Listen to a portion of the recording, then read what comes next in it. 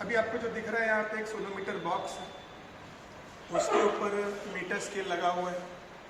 एक वायर दिख रहा है आपको, ये वाला वायर यहाँ पे इस एंड पे अटैच किया हुआ है। बाद में इसको पास किया है थ्रू अ पुली, और पुली के बाद में वायर नीचे लटका हुआ है और उसके फ्री एंड पे एक वेट हमें लगाना है। ओके, और ये वायर यहाँ पे प्लेटफॉर्म को टच नहीं करना चाहिए। इट शुड मतलब जो वेट है should be freely hanging. Free वो ध्यान रखना पड़ेगा कि वायर मतलब वेट बाहर रहे and this wire should be freely hanging. अब ये वेट से वायर में हुआ क्या, वेट के वजह से हमारा वायर टेंशन में आ गया, खिंच गया, खिंच रहा है। तो अगर हम वेट निकाल दें, सपोज मैं वेट हटा दूँ, अगर मैं वेट हटा दूँ और वायर ऐसे ही लूज रखूँ और मैं सोचूं कि वायर वाइब्रेट करे तो वायर वाइब्रेट नहीं करेगी। और मेरा एक्सपेरिमेंट मुझे वायर को वाइब्रेट करवाना है, तो उसके लिए मतलब मुझे वायर में टेंशन चाहिए। तो टेंशन के लिए जब अगर मैं इसको वायर में वेट लगा दूं और मैं यहाँ पे जो टेंशन रखने वाला हूँ, I will keep 2 kg weight. ये जो हैंगर है, हैंगर 500 ग्राम का है और हर एक वेट 500 ग्राम का है। मैं इसमें और 500 पहले से है हैंगर, 500 और ऐड किया 1000 हो गया, 500 और ऐड किया 1500 ग्राम वेट हो गया, 500 और ऐड किया, तो ये 2000 ग्राम वेट का टेंशन हो गया। अब मैं इसको यहाँ से हैंग कर दिया।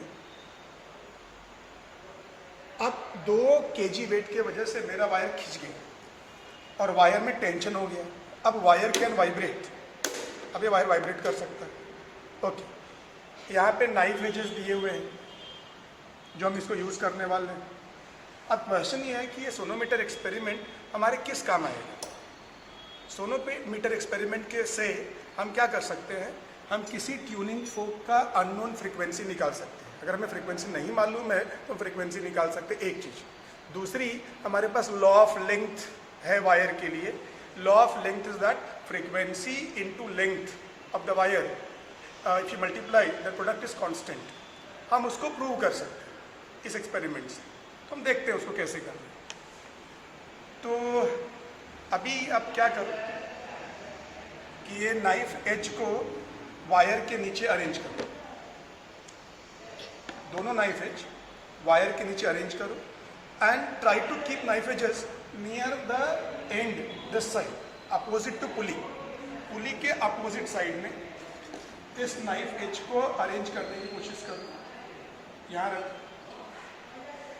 kept knife edges near this end opposite to pulley, and then you will select one paper rider. You may be given a set of riders. उसमें से आप एक पेपर राइडर अच्छा वाला मतलब कि तो थोड़ा पतला रहे लेकिन थोड़ा लंबा रहे। आपको मतलब जैसे मुझे लग रहा है कि ये ठीक है, एक राइडर मैं यहाँ से ले लेता हूँ और इस पेपर का पतला पीस है, राइडर बोलते हैं इसको। इसको क्या करो, सेंटर से फोल्ड कर लो। इसको आप सेंटर से फोल्ड कर लो इस तरह से कि ये वी शेप में हो जाए, ये वी शेप में हो जाए। इसे बोलेंगे पेपर राइडर। अब ये पेपर राइडर आपको अब एक्चुअली हुआ क्या कि हम वायर, इतना सा वायर जो 2 नाइफ एज के बीच में है, हम इतना वायर को वाइब्रेट करवाने वाले हैं, उसको यूज़ करने वाले हैं। तो अब इस और स्टार्टिंग में हमने जो वायर हम यूज़ करने वाले हैं उसका लेंथ बहुत कम रखा है। ये नाइफ एज मैंने बहुत पास में रखा है, तो जो वायर हम यूज़ करने वाले हैं वो लेंथ बहुत कम है। अब क्या करो, उस वायर के सेंटर पे ये पेपर राइडर को धीरे से रखो। Okay, so as you can see we have set of 5 tuning forks. I have arranged them in the decreasing order of frequency. First one is having frequency of 512 Hertz is highest frequency. Next is lower frequency 480 Hertz. Third one is still lower value 341 Hertz. Fourth one is 320 Hertz. And lastly we have kept unknown. पहले आप start करो उस tuning फोक से जिसकी frequency highest 512 hertz highest frequency जो यहाँ पे रखा हुआ है उसमें, उससे आप स्टार्ट करो। अब क्या करोगे, आप ट्यूनिंग फोक को रबर पैड पे स्ट्राइक करोगे इस तरह से कि इसका जो प्रोंग है, prong should begin to vibrate. यह स्टेम है इसका, प्रोंग को स्ट्राइक करो और ट्यूनिंग फोक को बराबर पकड़ो ट्यूनिंग फोक का आप जो बेस है वहाँ पकड़ो और स्टेम पकड़ो, चाहिए तो ऐसे पकड़ो या बेस भी पकड़ सकते हो, बट प्रॉन्ग को पकड़ना मत। तो ये बेस को पकड़ के आपको इस रबर पैड पे इसको स्ट्राइक करवाना है इस तरह से कि वो आराम से वाइब्रेट हो सके। अगर आप ऐसे हिट करोगे, ऐसे वाइब्रेट करोगे, ठीक से वाइब्रेट नहीं करेगा। आप क्या करो, एज को स्ट्राइक करो, रबर पैड पे एज को हिट करो हल्का सा, वो बहुत धीरे से भी नहीं, बहुत जोर से भी नहीं, मीडियम फोर्स से ऐसे स्ट्राइक करो। अब क्या हो रहा है कि प्रॉन्ग वाइब्रेट कर रहा है। इसको अभी आप या तो वुडन बोर्ड पे रखो या तो आप नाइफ एज पे रखो, लेकिन ये ध्यान रखो कि वायर को टच मत करना, वायर टच नहीं करना है। आप नाइफ एज पे रखो या वुडन बोर्ड पे रखो, बेटर रहेगा नाइफ एज के ऊपर रखो, कहीं भी यहाँ रखो, यहाँ रखो, इधर रख दो, इधर रख दो। तो अब क्या, इससे क्या होगा, वापस मैं करता हूँ। अब जो पहले वाइब्रेशन हो रहा था मैं उसे रोक रहा हूँ, फिर से मैंने स्ट्राइक किया, अब ये वाइब्रेट कर रहा है, मैंने रखा नाइफ एज। लेकिन मुझे जो दिखा कि ये राइडर को कुछ नहीं, राइडर नीचे नहीं गिरा, उसका मतलब ये हुआ कि ये जो वायर वाइब्रेट किया, एक्चुअली मैंने क्या किया, जब इसे वाइब्रेट करके यहाँ रखा तो इसका जो डिस्टर्बेंस है, वाइब्रेशन जो डिस्टर्बेंस है, एनर्जी स्टेम से पास होते हुए नाइफ एज में गई और नाइफ एज से वायर में गई and wire will begin to vibrate. अब वायर वाइब्रेट तो कर रहा है, लेकिन वायर का जो फ्रीक्वेंसी है वाइब्रेशन का, वो ट्यूनिंग फोक की फ्रीक्वेंसी से अगर मैच नहीं करेगा तो वायर का एम्पलीट्यूड बहुत कम रहेगा। जब ये वायर वाइब्रेट करेगा तो वायर की फ्रीक्वेंसी, अगर ट्यूनिंग, एक्चुअली क्या है कि वायर का लेंथ हमने बहुत कम रखा है, अगर लेंथ बहुत कम रखा है तो उसकी फ्रीक्वेंसी बहुत ज़्यादा है, शायद हो सकता है कि 2000 हर्ट्ज़ है, ये 512 हर्ट्ज़ है, तो वायर की फ्रीक्वेंसी और इसकी फ्रीक्वेंसी मैच नहीं कर रही है, इसीलिए वायर का जो एम्पलीट्यूड बहुत कम है। तो अगर एम्पलीट्यूड बहुत कम है तो rider will not fall down. वापस देख लेते हैं, स्ट्राइक किया, रखा, लेकिन राइडर नीचे नहीं गिरा, मतलब वायर की वाइब्रेशन की फ्रीक्वेंसी और ये फ्रीक्वेंसी मैच नहीं की।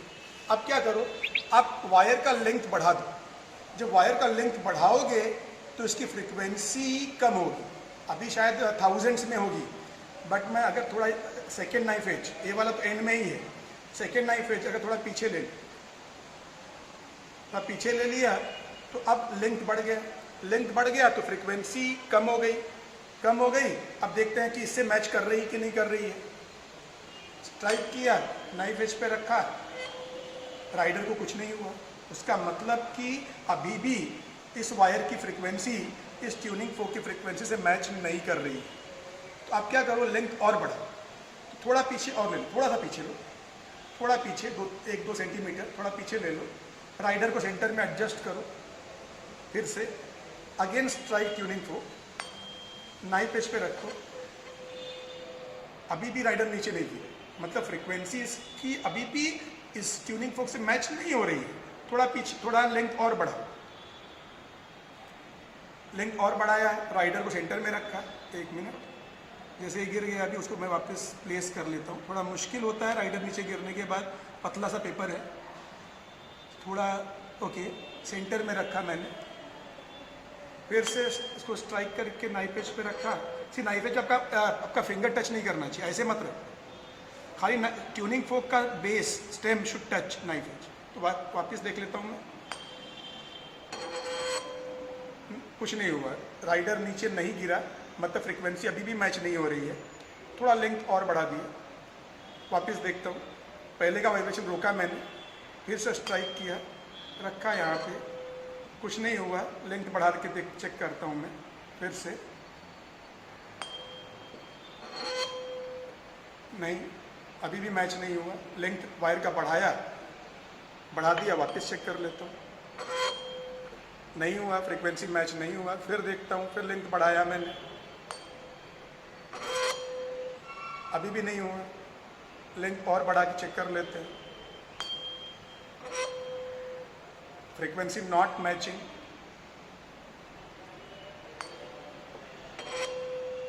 अभी भी फ्रीक्वेंसी मैच नहीं किया है, फ्रीक्वेंसी मैच नहीं कर रहा है।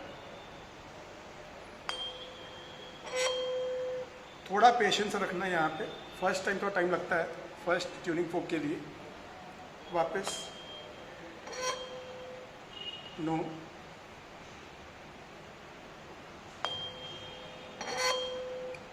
फ्रीक्वेंसी मैच नहीं कर रही अभी भी, नहीं किया। सब चीज़ आपको ऐसे ही करना है स्टेप वाइज, इसमें मज़ा यही है। अब देखो थोड़ा वाइब्रेशन हो रहा है, अब जो राइडर थोड़ा वाइब्रेट कर रहा है देखना, वापस गिर भी गया इनफैक्ट। तो गिरने के पहले थोड़ा उसका वाइब्रेशन विगरस हो जाता है कई बार, तो आपको समझ में आ जाता है कि थोड़ा ही एडजस्ट करने के बाद राइडर गिरने वाला है। फिर से देख लेते हैं एक बार। अगर मैं इसको स्ट्राइक करूं, गिर गया। तो इस लेंथ पे, इस लेंथ के लिए राइडर नीचे गिरा, उसका मतलब है कि वायर का एम्पलीट्यूड बहुत ज़्यादा था। और ज़्यादा क्यों हुआ? बिकॉज इसका जो वायर, इतने वायर का जो फ्रीक्वेंसी है ट्यूनिंग फोक मतलब 512 हर्ट्ज से मैच कर गई। अब इस वायर की फ्रीक्वेंसी 512 हर्ट्ज है, इसीलिए यहाँ पे इसका जो एम्पलीट्यूड मैक्सिमम था और जो फ्रीक्वेंसी मैचिंग हुआ उसे बोलते हैं रेजोनेंस। यहाँ रेजोनेंस हो गया। अब रेजोनेंस हो गया तो मुझे क्या चाहिए? ये रेजोनेटिंग लेंथ चाहिए। ये एक एक्चुअली स्केल यहाँ पे है, बट वो कई बार स्केल इतना क्लियर नहीं होता है और इतना इजी नहीं होता मेजर करना, तो we can use a separate scale. तो using a different scale here you find out the length of this wire between two knife edges. वो चेक कर लेता हूँ मैं। तो मुझे जो लेंथ मिल रही है यहाँ पे वो मिल रही है 13.9 सेंटीमीटर। अब ये लेंथ मैं रिकॉर्ड करूँगा। मेरा जो एक्सपेरिमेंट है यहाँ पे लिखा हुआ है ये एक्सपेरिमेंट लिखा हुआ है sonometer law of length, experiment number 4 in your book. तो ये एक्सपेरिमेंट जो लॉ ऑफ लेंथ हमें वेरीफाई करना है, उसका नेक्स्ट पेज पे जो टेबुलर कॉलम है, टेबुलर कॉलम में यहाँ पे जो मुझे ऑब्जर्वेशंस में जो पहले मैंने मास ऑफ जो हमने अटैच किया था, टोटल मास, हैंगर, ये सब खाली आप टोटल मास लिखो। टोटल मास जो मैं अटैच किया था that was 2000 gram.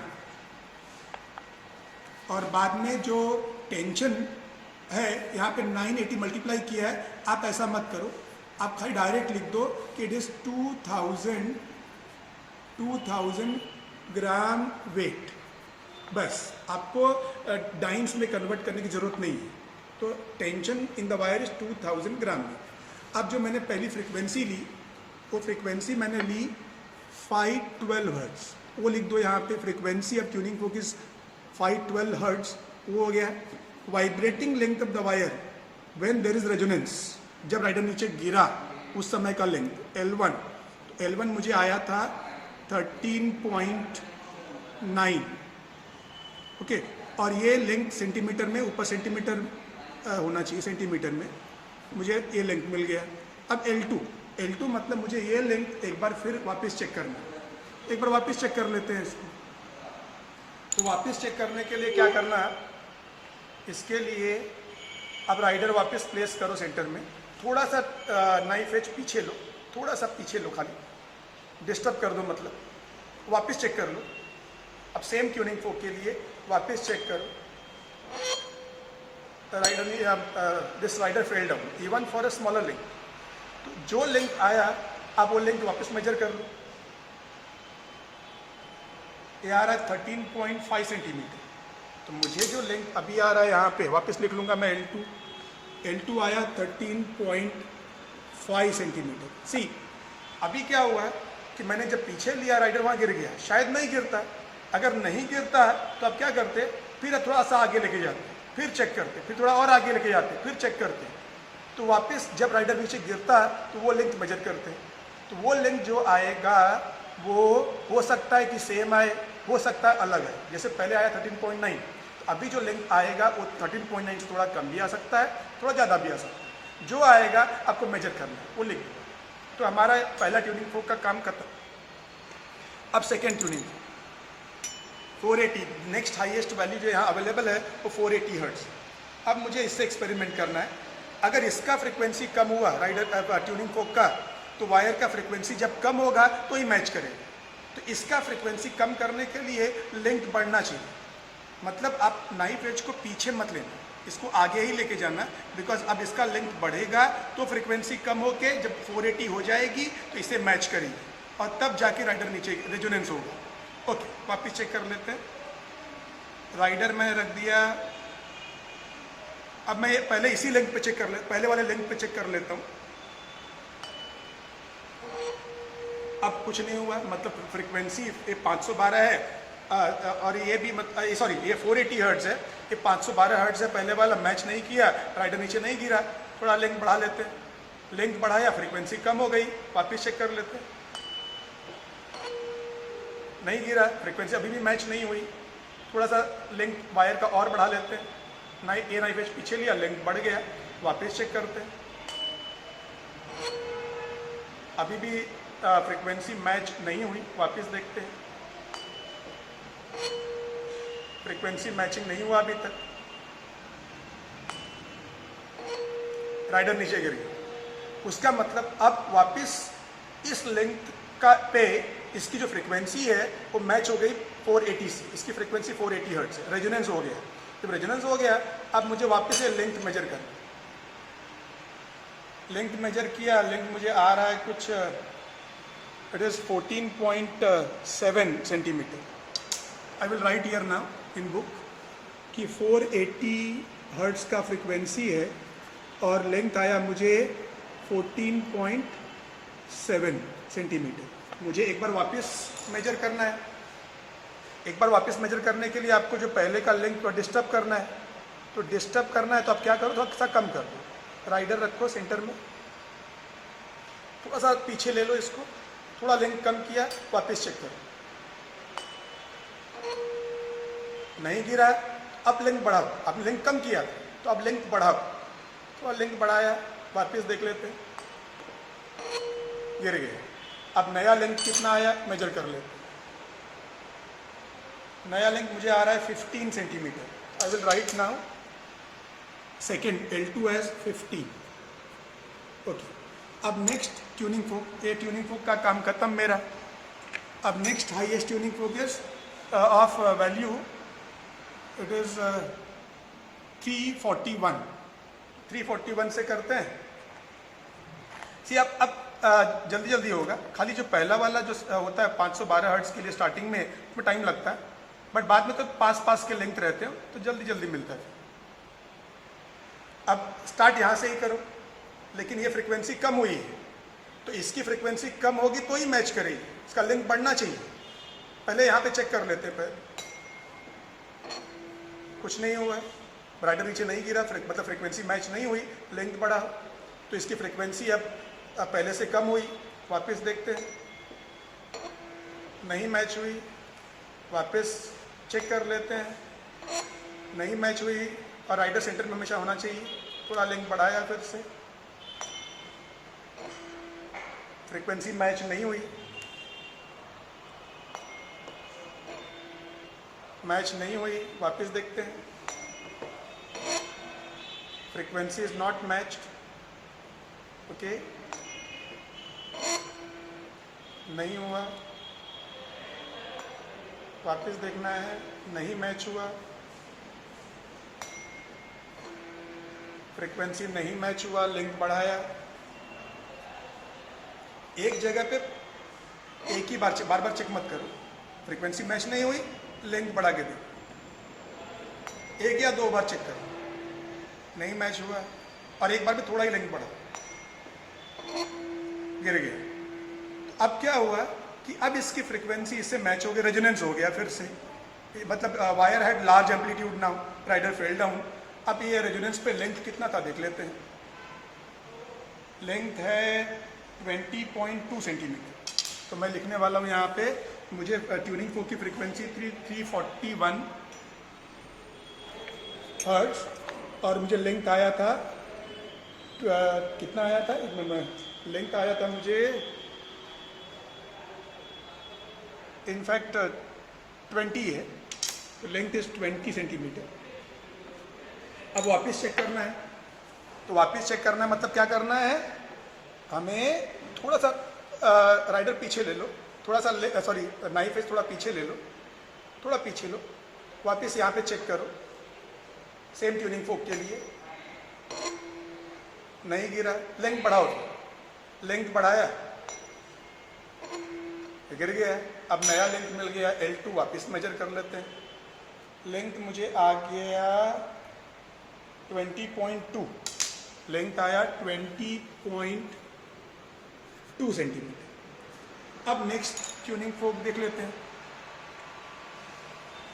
Next tuning फोक हमारा है, ये है 320 हर्ट्ज। 320 हर्ट्ज के लिए वापस अब नहीं लेंथ बढ़ाया, बिकॉज ये फ्रीक्वेंसी कम है, तो ये भी मतलब आपका लेंथ बढ़ना चाहिए। चेक किया, राइडर नीचे नहीं गिरा, लेंथ और बढ़ाया, वाइब्रेशन विगरस है, गिरने वाला बहुत थोड़ा लेंथ बढ़ा, नहीं गिरा है, ओके, थोड़ा सा लेंथ और बढ़ाया, चेक कर लेते हैं, गिर गई है। मतलब frequency of this tuning fork and wire again matched, there is resonance, इसकी फ्रीक्वेंसी इसके बराबर, मतलब 320 के बराबर हो गई। तो वापस लेंथ मेजर कर लेते हैं। लेंथ आया मुझे 21.9 सेंटीमीटर, ये था 320, लेंथ आया 21.9 सेंटीमीटर। अब मुझे वापस चेक करना है, L2 निकालना है, L2 निकालना है, तो उसके लिए पहले यहीं पे चेक कर लो, इसको पहले यहाँ पे ही चेक कर लो, इसी लेंथ पे। वाइब्रेट तो कर रहा है लेकिन गिरा नहीं, थोड़ा सा आगे लिए, गिर गया है, ठीक है। लेंथ मेजर कर लो, लेंथ आ रहा है 22.2 centimetre. I will write down second length as 22.2 centimetre, okay. अब लास्ट में अननोन है, और लास्ट में हमारा ये अननोन ट्यूनिंग फोक है जिसकी फ्रीक्वेंसी निकालनी है। ये वैल्यू कवर किया है यहाँ पे। अभी फ्रीक्वेंसी निकालने के लिए आप क्या करोगे, अभी आपको ट्यूनिंग फोक की फ्रीक्वेंसी नहीं पता है। जब इसकी फ्रीक्वेंसी नहीं पता है तो ये लेंथ कितना होना चाहिए वो आइडिया नहीं है आपको।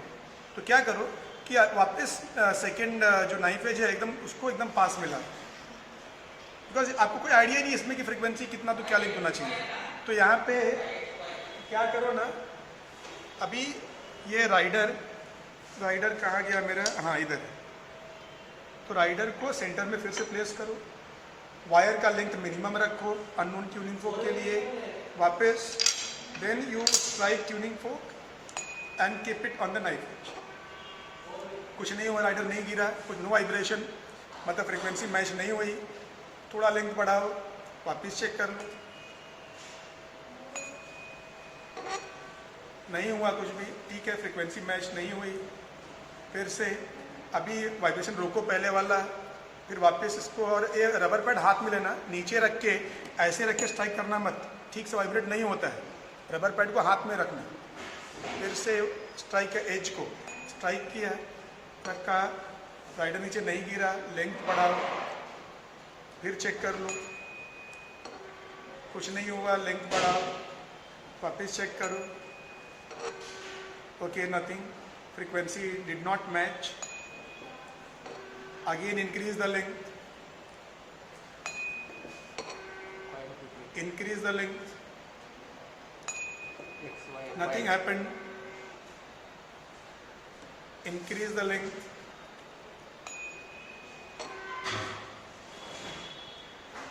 and वापस लेंथ बढ़ाते रहो till you get the vigorous vibration of rider. Length बढ़ाया, वापस चेक करना है मुझे, थोड़ा वाइब्रेशन दिख रहा है मुझे, थोड़ा लेंथ बढ़ा के चेक करता हूँ फिर से।